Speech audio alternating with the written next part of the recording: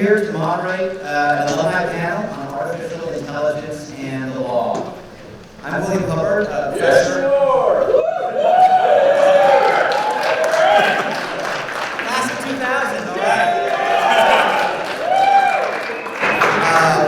Professor and Deputy Dean here at the law school. And as you can tell, I'm here for my 25th reunion, so very excited about that as well. The panel for this hour will touch on some questions that I'm sure all of us have encountered over the last year. Important questions raised by the intersection of artificial intelligence, or AI, and the law, including how is AI changing the practice of law? And conversely, how is law changing AI? How is law regulating the development of AI technology? And close to my heart, how is AI changing how we teach at the law school?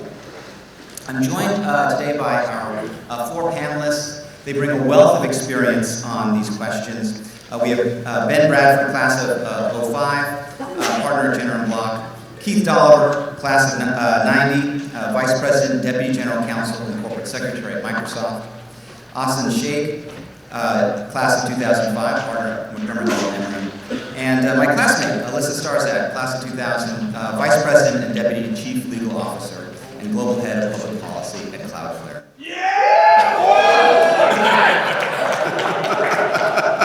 Class of 2000, representing right there. So let's just get started. Keith, maybe I'll start with you. Let's begin kind of at the beginning with a bit of the backstory on generative AI. Could you tell us a little bit about the arc of the relationship between Microsoft and OpenAI? Sure. I should start with a disclaimer that, unlike all of my panelists here, if you ask me what AI is and how it works, we're going to have a hard time. I'm a lawyer, not a technologist. In our last quarterly earnings, our CEO reported that we had processed over 75 trillion tokens in the last quarter. That's a lot. What that means, I don't entirely know. I know what a token is, but we can talk about it maybe after. The way that things got started, a couple observations I would make with AI and the relationship Microsoft has had with it is sort of twofold. One is the speed in which this is all unfolded. About 6 years ago, we were making our first investment with OpenAI. It was a large investment, and I remember looking at my partner on the finance side and saying, what the heck is this? Why would we put so much money into a company that does, as far as I can tell, absolutely nothing? But it had a promise, and I think that had, in the intervening 2 years, was really transformative. So right after our first investment, we had a demonstration for our board of directors, and our chief technology officer was walking through a simulation to show how the generative AI model worked.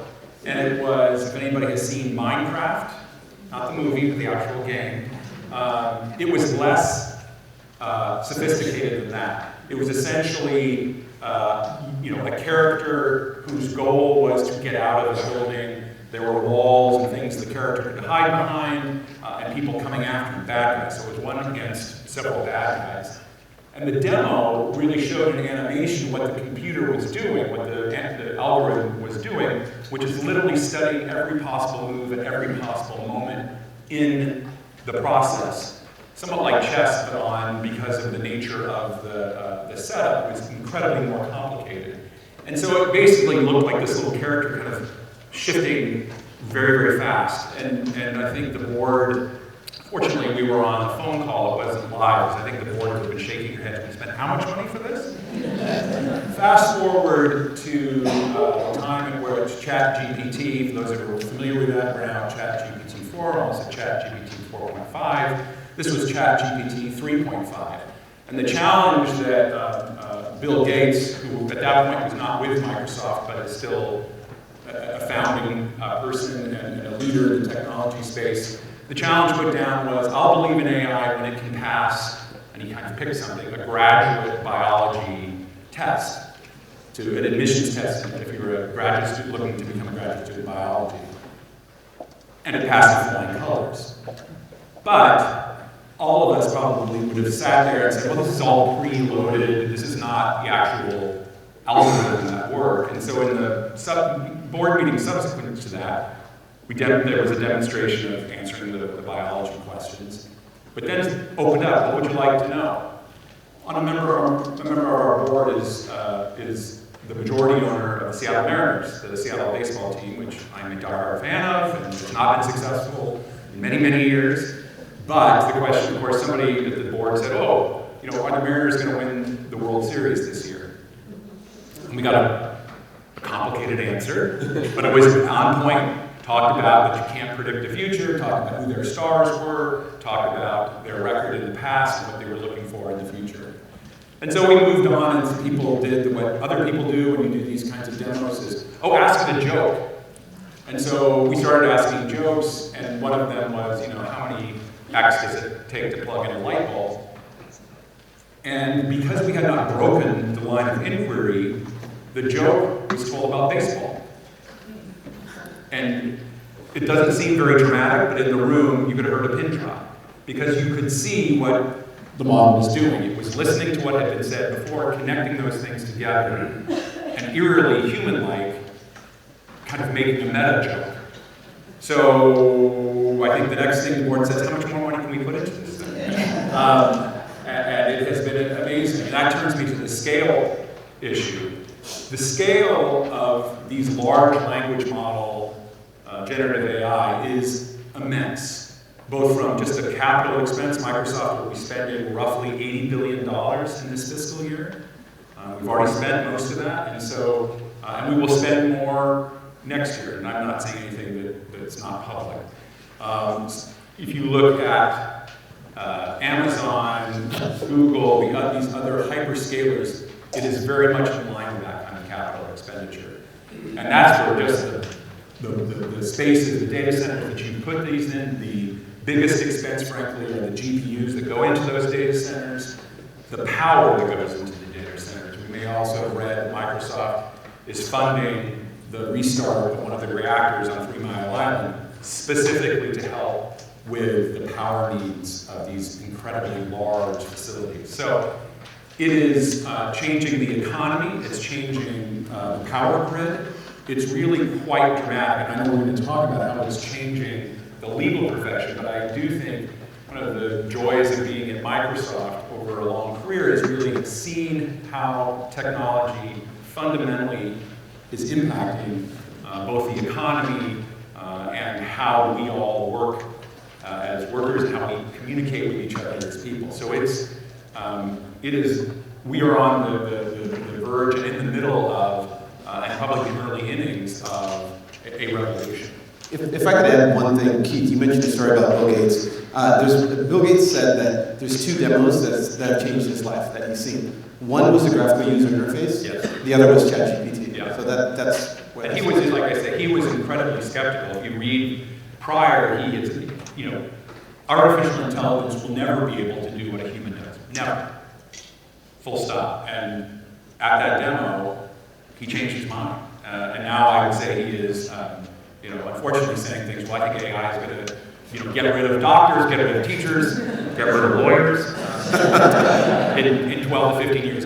I'm hoping at least on the latter he's wrong. I think he is. I know we're going to talk about that later. Yeah. No, that's a perfect perfect segue. Because yeah, how is this going to impact the law, the work of lawyers, the work of law firms? Ben, maybe I'll turn to you with that question. Sure, and my answer is not going to be nearly as dramatic as Keith's sort of explanation of all of AI. But, you know, AI has been in law for a while now. This isn't sort of all of a sudden, all the generative AI has not revolutionized the practice of law in a way that's sort of the same can be said about some of the cultural changes we've seen right away.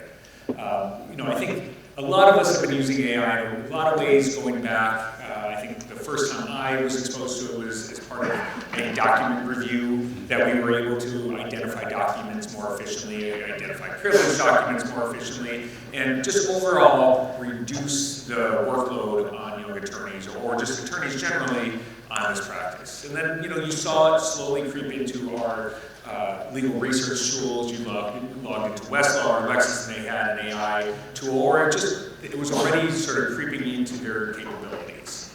And so, that has grown somewhat.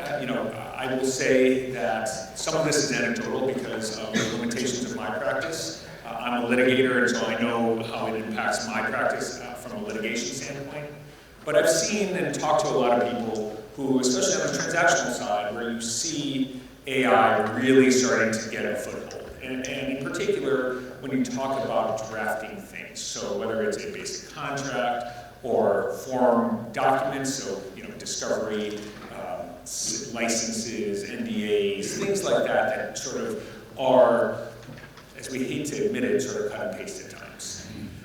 And so you can see where AI is going to continue to grow in that sense. You're going to really reduce, I think, as it continues to grow, some of the work that was traditionally thought of as young associate work.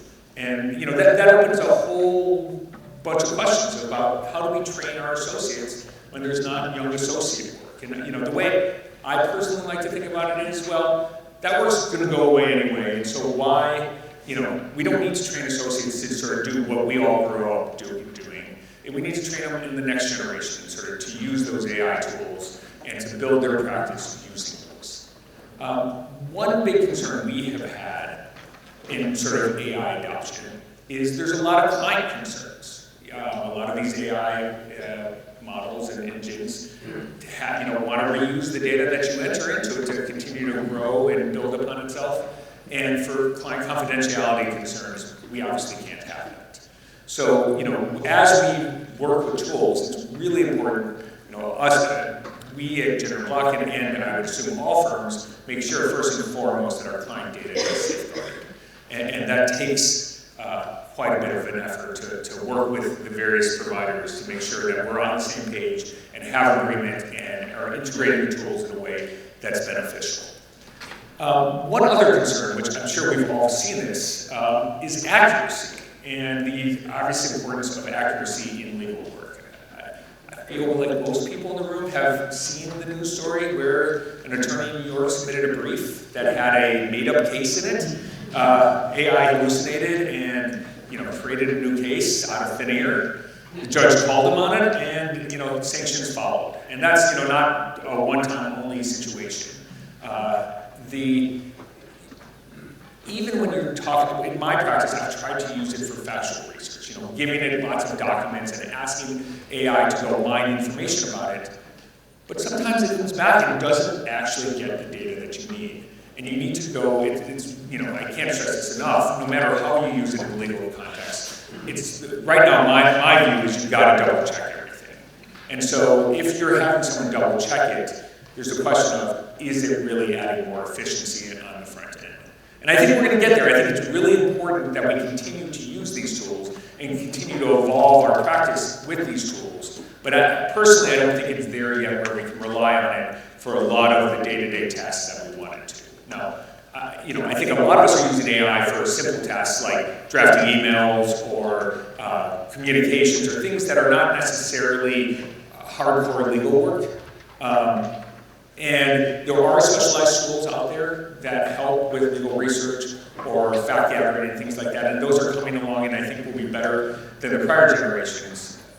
So, for those in practice, I would say let's continue to use them, let's continue to evolve together and figure out ways that we can bring our practice forward.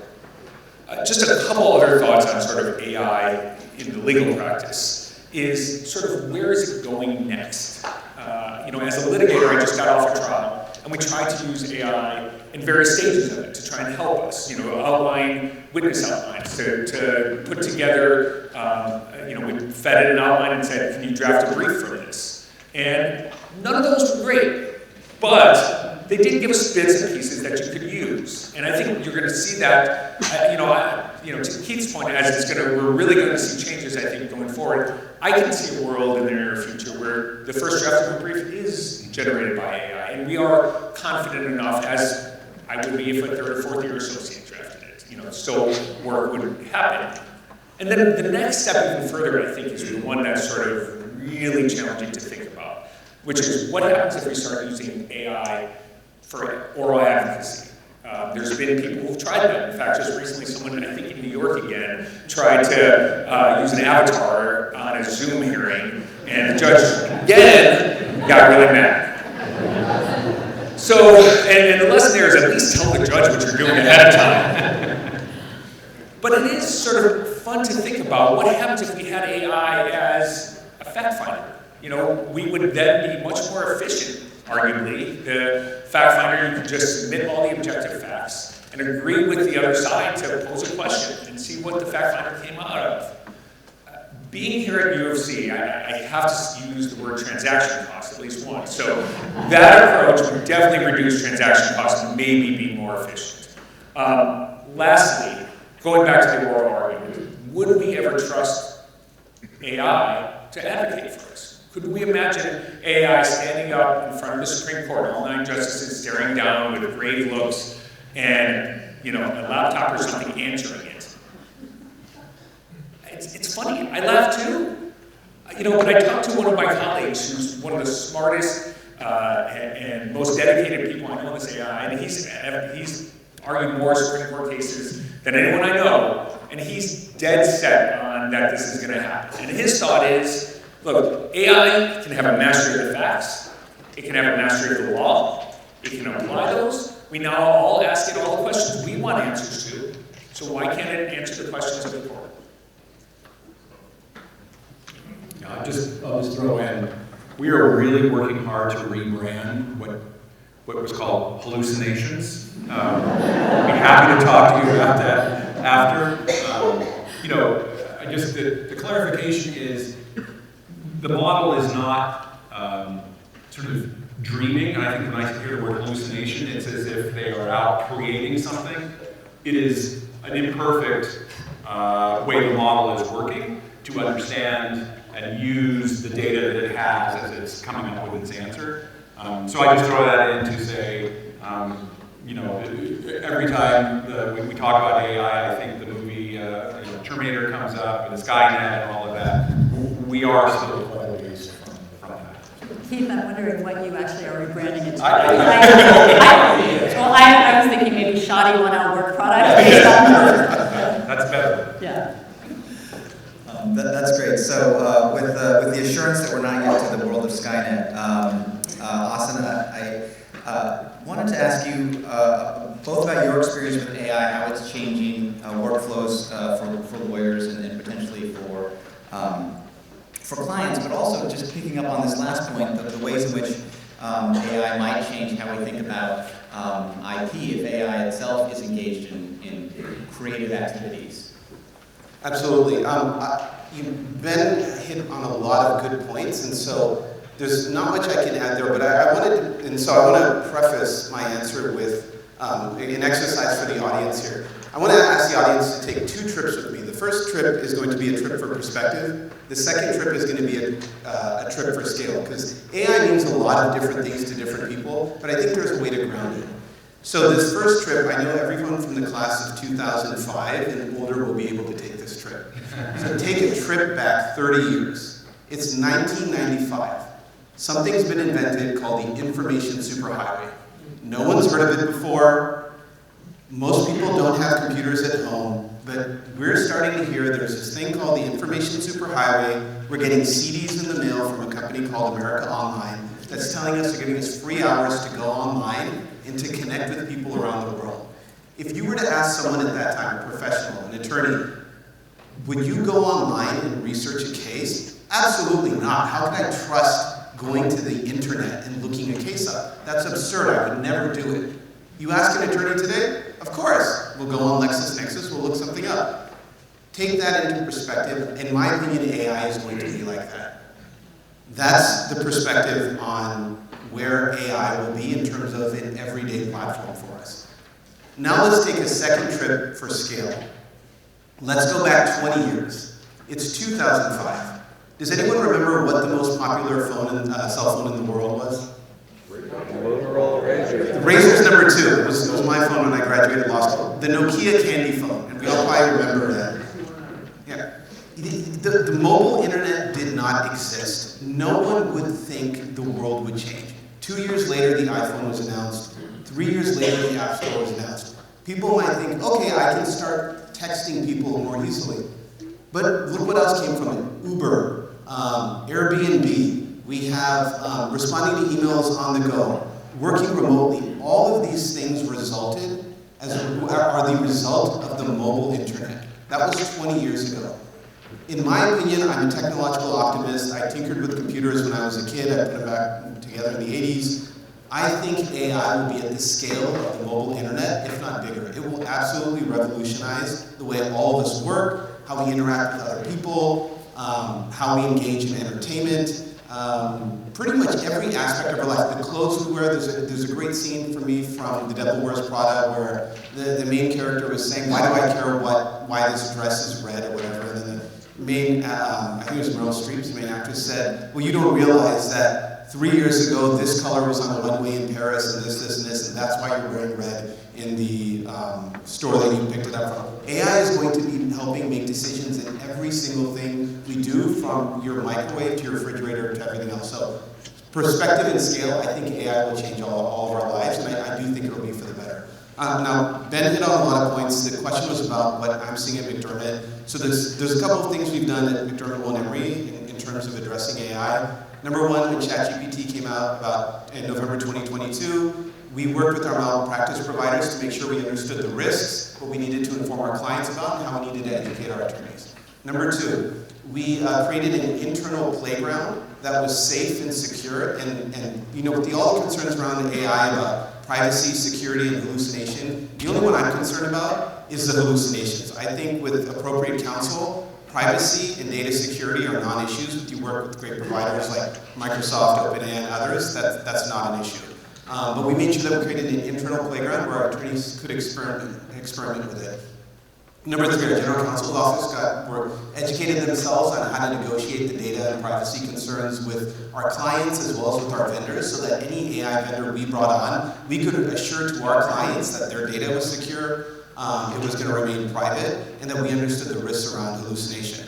Number four, we created an internal task force to create templates around how we could use AI to make our work product for our clients better. So things like a deposition summary, we have an internal tool we call McDermott AI, where you can run a 40-page deposition through it, it puts it in an appropriate format, it summarizes it, it mitigates hallucinations to an extent we are very comfortable with by programming that we've done on top of it. It's called a thin wrapper in AI. But we've created tools ourselves to use AI in ways that are effective for our clients.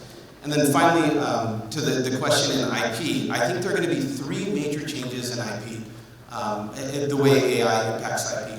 Number one, we all worry about AI as an inventor or AI as a creator. I think that's going to be the biggest change we have. AI makes music, AI can make stories, AI can invent things. I think as a civilization, we're going to have to move from worrying about who created or who the inventor was towards who the owner is. Because AI will create more and more with the direction of human beings. We should worry less about whether it created and more about who the owner of that creation is. And I think that's going to impact IP in the most significant way. Number two, I think we're going to see more IP. You know, TikTok, for many people here, if they use it a lot, but TikTok, Reels, things like that, it's really popular with people. Instead of having to rely on human beings to watch a TikTok, imagine that the algorithm figures out exactly what you like. Imagine it figures out that you like to see penguins on unicycles juggling 3 juggling balls wearing a suit. It will figure that out, generate that video for you in less than a second, and put that next in your feed. Completely customized content, entertainment for what you want right when it happens. There's going to be way more content that's generated, and it's not going to require human beings. And then finally, thirdly, AI will impact the way attorneys engage with the IP system, from drafting patent applications to understanding what inventions are out there, from creating the music and who owns the music. That's going to be that'll change as well. Great, thank you. You know, one of the things that I want to bring up in this discussion, and we're focused so far pretty heavily on what AI is, what it's doing, how it's changing our lives, how it's changing the legal field. I also want to bring up the topic of how the law is going to affect at maybe enabling or constraining AI. So Alyssa, I'd like to turn to you for maybe some thoughts on that topic. Sure. I was actually sort of struck listening to that conversation. In some ways, the idea of a penguin on a unicycle showing up next in my feed and only me seeing it is terrifying, right? You have this customized content that you don't know what's truth anymore. And you actually see some of the issues that come up with AI that scare lawmakers as much as anything else, or policymakers around the world. And so a lot of what's happening right now is in reaction to what people either anticipate or are just worried about. And so you have a lot of different elements of what's going to come up on the regulatory side. But most of them aren't set. And so really what you have right now from a regulatory standpoint is a lot of jockeying over which position actually will make the most sense. There are some laws out there right now. So the EU actually put out a law last year that went into effect this year called the EU AI Act. And it's really focused on high-risk AI. So imagine that same world of your penguin on the unicycle, but it's now trying to target you for sensitive uses, right? So it's trying to manipulate your views. It's trying to do a variety of other things. That's what they're trying to regulate. They're trying to think about uses of AI that are potentially problematic. But it's sort of the first of its kind. No one knows whether it's going to work. And it's there's a lot out there other than that to regulate. So the question of IP came up. What happens when all of your content is being used to train someone else's AI and then generates material from it?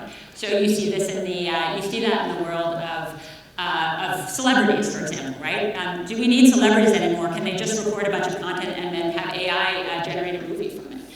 Think about what that will mean, and then who owns those rights. It raises a lot of questions for policymakers, and often what they're trying to do is figure out how do you balance a set of interests, right? So on the one hand, you have, and we see this from a provider standpoint, you have customers who want to protect themselves from that kind of use, right? So I use the description of a celebrity, but you can imagine owning rights to something and being really worried that someone else is going to get it because their AI did something with it. So you have a set of from a provider side, how do you help protect them? How do you come up with technical means? And then how do you think about regulatory means as well, right? So there's that interest from a regulatory side. But then you also have the world of innovation. You have this space where everyone knows that the future economy is going to be based on all these products because it can do amazing things. I think that Keith brought that up, right? And we're just at the dawn. I think we all know that, right? So we're now moving into a world where AI it's not just that you plug something into ChatGPT, but you can actually use it as a personal assistant, right? So if you've heard of AI agents or agentic AI, the idea is that it can go out and do a lot of different things for you on your behalf. So now imagine every single person in the world has essentially a personal assistant who can go do a bunch of things for them on their behalf. It raises all sorts of questions.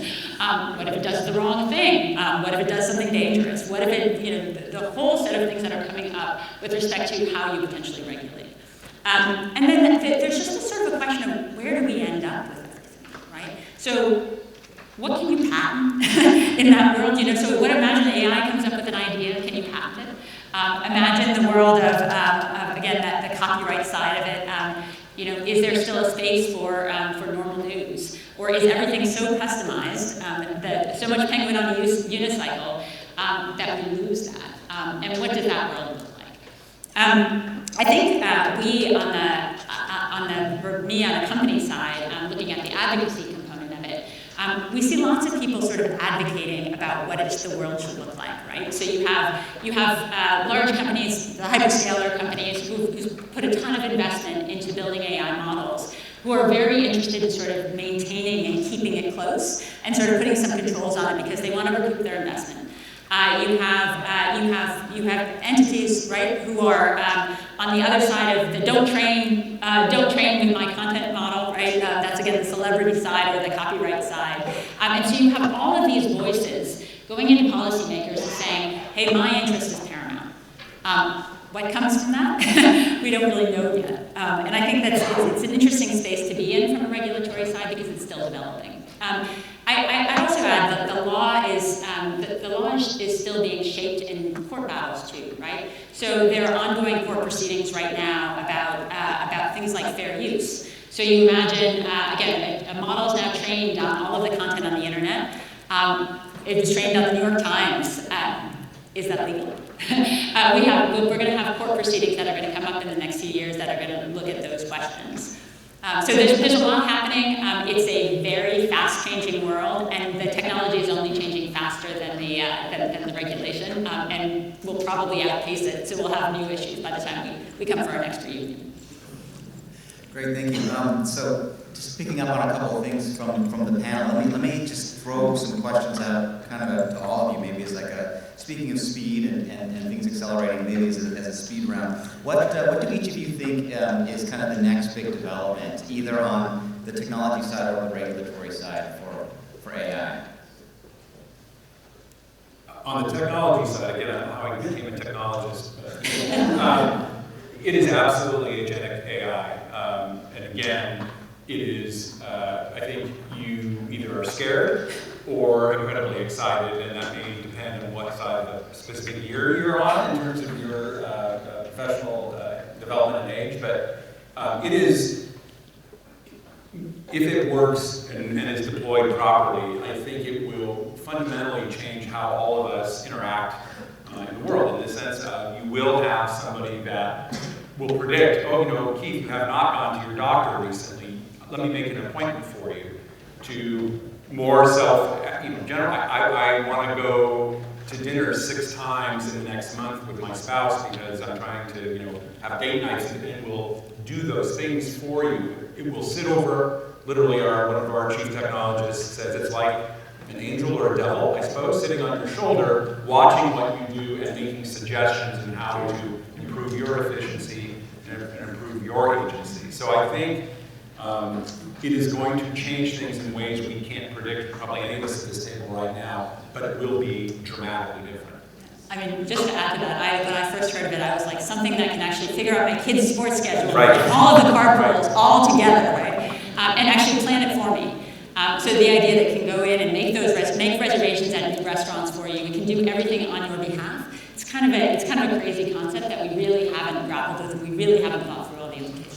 And I'll jump in. I'll go 3 very specific predictions. I think very short term. Number 1, I think we'll see soonest is memory. It's a feature where the AI will remember other things about your life. We'll have to have companies work through the ability to share like your email, your calendar, and the other things that Keith and Alyssa were mentioning. But the ability for AI to remember its past interactions with you and then build it in. Number 2, I think we'll see it we'll wear it on our faces. So Meta has AI glasses. I think that's a perfect perspective for it to see, hear everything you're doing and be in your ear, and then eventually with augmented reality to project little dynamically created interfaces for you, like little pop-ups in your vision.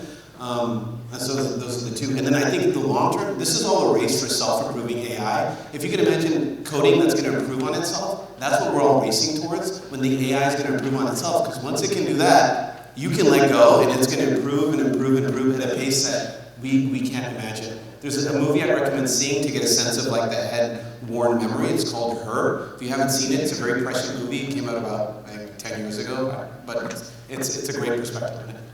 So I'll just go one small thing. I agree with all this, and just to bring it all together, I just think adoption is actually going to be the biggest thing. We all are, how many of us actually really use AI on a day-to-day basis? That's going to change dramatically over the next couple of years. And I think to Hassan's earlier point about sort of the iPhone and how it took over our life, it's really once everyone started adopting it and using it that it's really going to make a difference. I'd also just on the legal side, I think we're going to also have big decisions that come out in the next few years and big pieces of regulation that will affect the shape of AI. So you have the world of the EU AI Act that I mentioned.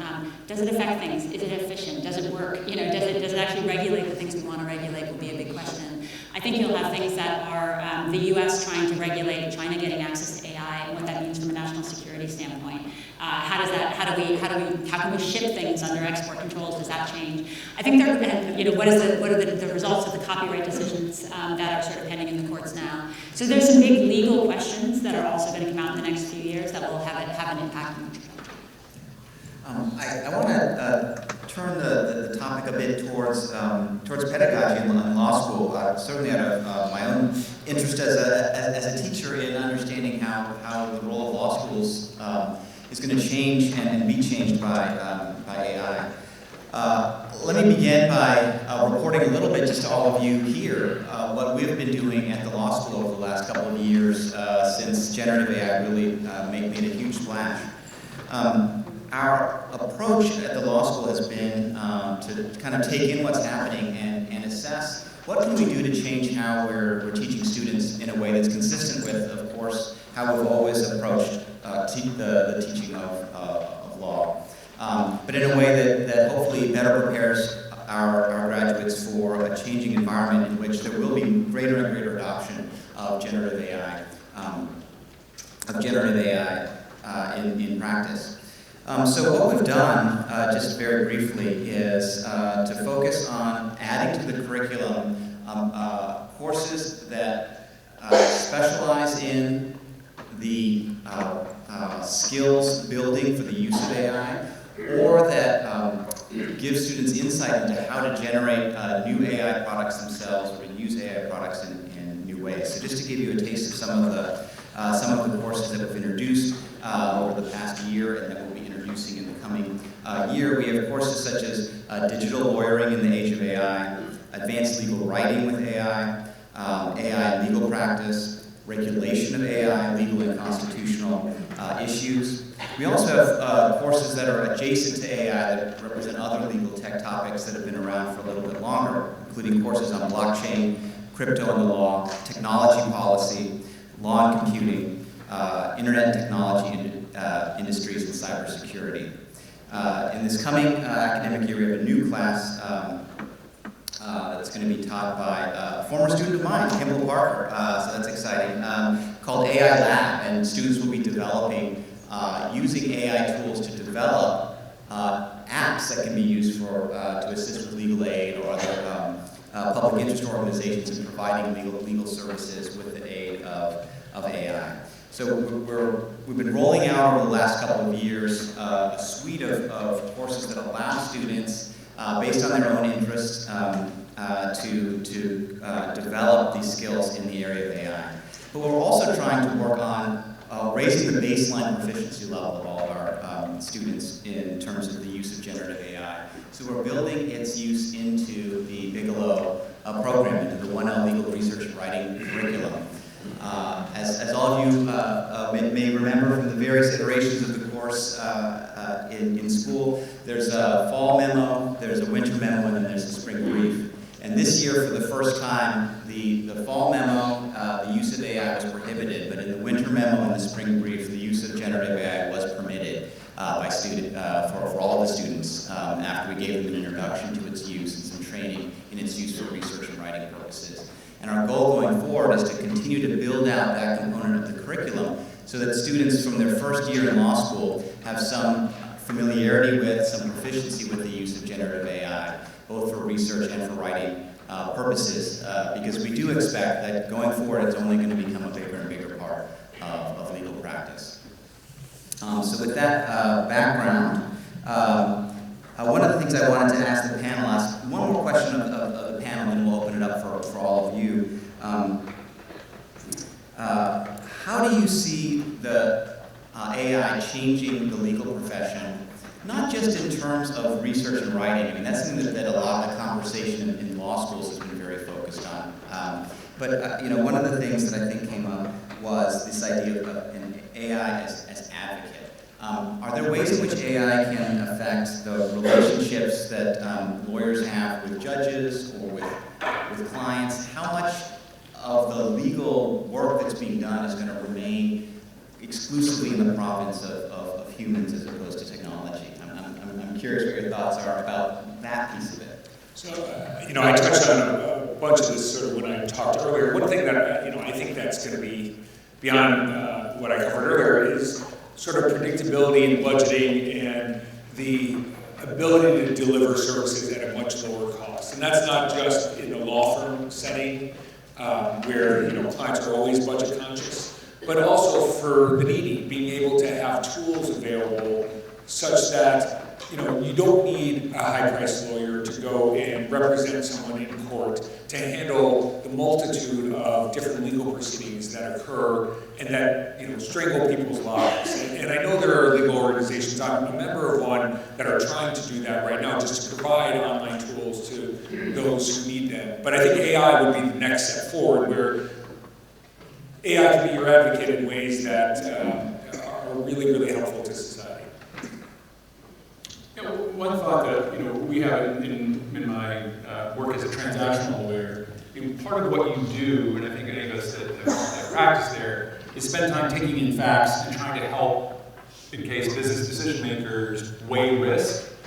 And I think that skill is something that I think will be something that AI leans into. But today, most of the tools today are you can put in contracts, ask it to summarize those terms, provide, which have auto renewal and which have, get a whole bunch of information. But I think the task of lawyers still today is to be able to take that information and provide thoughtful advice. Because many times what you're doing is not saying, well, here's the right answer, here's the wrong answer, here's one path you can go down, here's another path that each have costs and advantages to them, and helping together with the client come to the right decision in the moment. And I still think that is a place that, while I think AI will increasingly encroach upon that, particularly for law students and for young lawyers who, as you said, much of that work is going to go away. The thing where you probably many of us are transactional lawyers spend your first 3 years just doing contract review, and by that you then learn how contracts work in a real way. That, I think, is going to go away for young lawyers. And so how do we get them to be able to train them to provide that kind of counsel that is critical in decision making? I think will be really important. I would echo that. I think the reality is that people also have to learn how to work with AI, and they have to understand what they're getting and what's important and what they have to check. Right? So you can use AI, and I think we all expect that AI will sort of significantly reduce the overall amount of time that lawyers have to spend on things. But if you're not checking the important things, and if you don't know what the important things are, you are not going to succeed in your use of AI. And I tell a story sometimes about somebody who works for me who's not a lawyer, who was asked to do sort of a pretty menial task. She was setting up a scavenger hunt. And ChatGPT was amazing for setting up the scavenger hunt. It came up with poems about where she had to find things, and did an incredible job. The thing it didn't do, though, it didn't check, and that she didn't check, was the thing you were supposed to find. Was it a real thing? Was it the thing? Like, if you were going to take a picture in front of the lion, was there actually a lion that you could take a picture of? And there wasn't. But thinking about that from a lawyer perspective, it's really important to understand that there are always going to be things that we have to verify, and there's going to be judgment to be made. And we have to train young lawyers, I think, to actually understand, separate the wheat from the chaff, know what they have to look for, and that's still going to be a skill, I think, for law schools. And let me build on that with maybe a controversial example, but there's this thing going on with AI that if you have 30,000 chocolate chip cookie recipes on the internet, AI is going to read them all, and you can ask it about how to make a chocolate chip cookie, and it'll give you one. Is that taking the rights away or the monetization away from the other people? Well, how many chocolate chip cookie recipes did you really need? So the question is, that we separate the wheat from the chaff. I think AI is going to reward the creative, and if the work that's created is simply mundane or average, that's all going to go away. AI is going to force and AI is going to recreate the mundane. Great, thank you. We have some time for questions, so let's hear from all of you. We've heard a lot about monetization, how this can be more profitable for law firms, for clients, and so forth. So I've got a question for Keith and Alyssa. How is it that companies who are part of the information superhighway, like Cloudflare, like Microsoft, are going to use AI to improve the internet when it doesn't have any financial benefit for you? I represent the Canadian Centre for Child Protection, and they send constant requests to to companies like yours to take down child porn. You take it down, it pops back up. what incentive is there for companies like yours to employ AI to filter that stuff out before it ever gets on the internet so it can't pop back up? So I think there are a lot of incentives, actually. I think companies like yours ensure that, and when I was talking about regulation before, that is part of it, right? The reality is most companies have an obligation, certainly under U.S. law, to take down CSAM, which is child sexual abuse material, just as an example. I think that what you've looked at, what we've seen in sort of the innovation side of trust and safety, which is often where that falls, AI has a role to play there. Imagine a world where no one actually has to look at horrible content like CSAM, right? That is something that AI potentially can help play a role in a way that actually helps everybody who works in trust and safety. So if you're a company, you have to think about how you can use AI tools creatively, both to improve the internet overall, but also to improve the world for your own employees. And a lot of companies on the technology space in particular have people who have an obligation to go. It's part of their job to go figure out what's coming in, what reports come in, how we address it. And so I actually think there is a pretty big incentive to think about building tools and using AI for good purposes. I think one of the challenges is the big question of can it outpace the use of it for bad purposes, and that's kind of the world that we're moving forward into. I hope the answer is yes. Yeah, I would just echo what Alyssa said. I do think I liken, the issue of finding the content. When it's self-reported, obviously we can get it, but finding it ourselves on our own. And we do have, unfortunately, in places outside of our two companies, you can think of Meta and Facebook, and the thousands, literally thousands of people they have doing content moderation, which they are doing away with, and I know that's controversial. One of the things they're trying to use is to use AI to help them with that particularly illegal content for all the reasons that Alyssa said. So I do think that, the people at Microsoft who are doing that work, it's scarring. It's terrible, terrible work is what they have to see. So if you can, I think there's almost a human incentive, let alone a profit incentive, to try to automate more of that. And I liken it a little bit to security. So how can, as threat actors around the world are constantly attacking, this is something that Cloudflare knows quite a lot about, Microsoft knows quite a lot about, that trying to use AI to stop those kinds of illegal activities. I think we're just at the early stages of deploying that, and I think in 1 to 2 years, I think we will be much, much better. But we are incented, both from a law enforcement obligation, and I think, frankly, for people to trust our products. If they don't trust our products, don't think that they are trying to address some of the issues you've identified, I think, it is existential for us. Right here. How do you foresee AI enhancing or supplanting the adjudicative function performed by judges and/or jurors? So I'll start with this. I know some judges have started using AI tech tools in chambers to process their entire work. Judges are overwhelmed right now. Cases have slowed down. AI tools are certainly trying to, some judges that are open to it are able to move things through their docket more. Whether I think there's going to be a wholesale adoption and all of a sudden, and I sort of touched on this, AI as a fact finder, I think we're a long way away from. And I think that's just because we as a society won't embrace that. I don't have a view on whether or not it would be better or not to actually have AI as a fact finder. Maybe it's one, part and parcel whether or not you like AI umpires in baseball or something like that. But I think we all instinctively want to have a human making these decisions and not some cold machine. And then, of course, there's certain constitutional requirements for juries and all that. So you may see it, in arbitrations or maybe even some sort of mediation where the private parties can contract.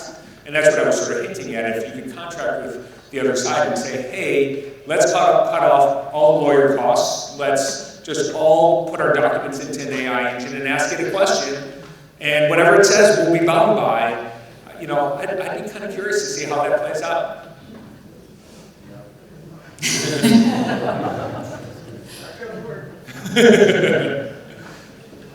Here in the front.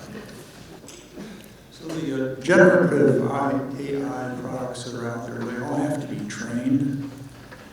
And say in law firm context, how do you manage the risk of the integrity of the learning that is going into that particular AI product you want to use, so that you can have confidence in the veracity of the output? I'll jump in there. So this is just audience context. So generative AI is it's like training a brain that reads all the content in the world, and this is the hundreds or billions of dollars, and then creates this brain that will then, after it's read everything, it tries to remember it, and it spits out an answer when you ask it a question. Law firms take the brain, they secure that brain in-house, they wall it off, and then they ask it questions about the documents they give it. So none of the information leaves the walls of the law firm. And then the brain attempts to answer that question after reading the document and understanding the world from everything it's learned before. It's up to the law firm to check the answer that's given. I know it's a kind of a letdown of an answer, but it's on the attorney to see that the answer that's given by the AI is cross-referenced against the document that was fed into it. And this is where I try to counsel my clients. You hire competent outside counsel. If you don't trust AI, trust your outside counsel. If your outside counsel is giving you documents that came straight out of AI, they're probably not good outside counsel. Outside counsel must represent that they're giving you the quality of work that lives up to their reputation, and part of that is reviewing what AI has output against the document that went in to make sure that it's correct. Can I, just adding on to that a little bit, it's the same issue from a company side. It's not any different, right? So a company wants to keep the information that they're concerned about in-house. Companies have lots of proprietary information. They don't want it to go anywhere, but they still want to have AI tools. So what you end up with is exactly that world for a lot of companies too. They look to take the sort of brain, which is a good description of it, right? And then they take a version of it and essentially refine the brain with the information that they need that's closed off from everything else. So there is a way of doing that. I think that you see a lot of companies, those are tools that companies are using as well. Law firms can use them, companies can use them, companies can provide them. So that's the world that we have right now. But that's in the context of litigation and document. To take legal research, for example, how do you control the source of data that's being used by the people to research an issue? Well, so like Westlaw and Lexis now have AI tools, right? You can search the Westlaw database using an AI tool or an AI interface. And so it will go and find, you would type in a query just like you normally do and say, I would like a case that stands for the following legal proposition in the state of Texas written in the last 5 years. And it can go and query all the cases that are in its database and give you the result of that. And so in that situation where you're talking about Westlaw and Lexis, the entire data set that it's been trained on, well, maybe the way I'm going to phrase that is wrong, but the output is all going to be from the cases that you would find normally as part of any legal research assignment. And if I could follow the question for you, Paul, so what we've done at McDermott is we've also then given it for like the specific type of legal research it's done, we've created a checklist of questions so it self-references against the checklist. We enter it into a table, we then check the answers in the table, we give it a probability score. So we've added layers and layers and layers on top of it so that it's asking itself its own questions, and if it doesn't meet the threshold that it's confident in the answer, it flags it for us. Again, at the end, we check the answers anyway, but we've added layers on top of it that it's referencing against its own answers to make sure that it's accurate and hopefully it has not hallucinated. Time for one more question? Sure. Right here. Hi, Greg Siskin. I'm an immigration lawyer from class of 1990. My question is related to what was asked before regarding the judges, but in this case I'm talking about government agencies, administrative agencies, and in my field already training materials, it's creeping into adjudications. It was in the headlines recently where the State Department was using generative AI programs to be able to find through social media posts, foreign students to target for removal. And the question is about the black box problem, and particularly about the Freedom of Information Act and the access to understanding how AI is working in government agencies. It's already happening. So I guess my question is this something that worries you, and how do you think that that's going to be addressed in years to come as far as consumers, the public actually understanding how AI is being used in these adjudications? I actually think this is sort of what to some degree, the EU AI Act was worried about, right? It's what do you use AI for, and then some transparency on the algorithm was the concept. And so they were trying to tackle that issue, not from a government agency issue specifically, but recognizing that it could be used for all sorts of sensitive things. I think the question of sort of data sets, it becomes a question of what data was it trained on, right? What was actually fed into the model? It becomes a question of sort of what are you using the outputs for, and how are you thinking about it? You can kind of set it into different categories. And when you get into that world of regulation, that is why you want to potentially regulate it, because you can mandate certain components. You can say, hey, if you're going to use it for these are the parameters. You can add the extra controls in that Hassan is talking about, right? I think I'm not sure we're quite there yet, and so my hope, if I want to be optimistic about it, is that we will come to a world where those things are regulated. We have some transparency. We understand how our own data gets used, right? If I have medical information, can someone just feed it into a model? Do I have to consent? All of those things become real, but we're not there yet. So again, that's the development on the regulatory side that I hope to see in the next few years. I would just add one little thing to this, is that I think we've seen some of this in the past too, right? I mean, in the HR context, AI has been prevalent for a while in screening through piles of resumes to identify candidates. And you've seen where, at least at the dawn of this application, that they were highly prejudicial at some times, screening candidates just based on what it deemed were relevant characteristics, but were ultimately illegal characteristics of those candidates. And so, even though that was a black box, because you saw the output, acting in a way that was improper and illegal, lawsuits, class actions were based on that sort of situation. And I think, in the immigration context that you just talked about, we don't have the same sort of immediate data set, but that doesn't mean that if there were a lawsuit to challenge this, you couldn't do some sort of Monte Carlo outcome on this, where you sort of run a bunch of tests on it and show prejudice in some way as an outcome.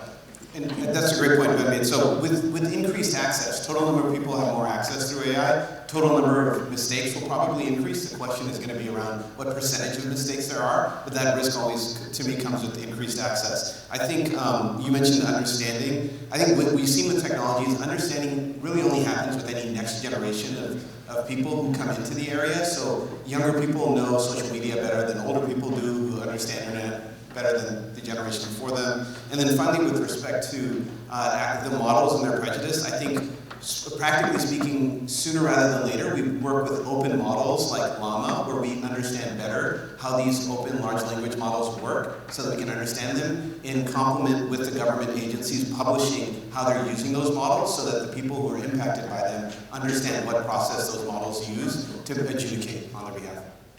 I'd also add, the National Institutes of Science and Technology actually put out an AI risk assessment, which is exactly for those purposes. It kind of goes through the processes that you should be thinking about for model creation and also for deployment. So there is something to base it off of. There's been a lot of work done on the technical side to really think about what should you be thinking about, what are the potential risks, how do you potentially mitigate, what do you have to worry about for if you want to have responsible AI. And a lot of it, one of the hard things is a lot of it is in some ways manual. The controls have to be put in place. People may remember people using ChatGPT and getting to a point where it was advocating somebody commit suicide and was reported. This now, that took hours of inquiry. And one of the things they did is limit the number of inquiries you can make, but specifically flag when people use those terms. So I think a lot of it, unfortunately, right now, is manual to the responsibility of us, those of us involved in the creation of a model, to be thoughtful about it. But I do think, as Hassan said and others, we are moving in a direction that I think we will have more ability for the model to address those issues on its own, as opposed to sort of humans having to intervene and to force certain outcomes. A really funny example I heard of this is people here have probably seen The Office. Well, it's like when you have AI, you can give AI to Jim and Dwight in the office to do the sales, but you got to be careful if you give it to Kevin. If you give it to Kevin, then you have to be careful what Kevin does with AI. And if you give AI to I forgot to Jim, you'll know that he'll use it well. So with AI, there's some of those risks. Okay, great. On that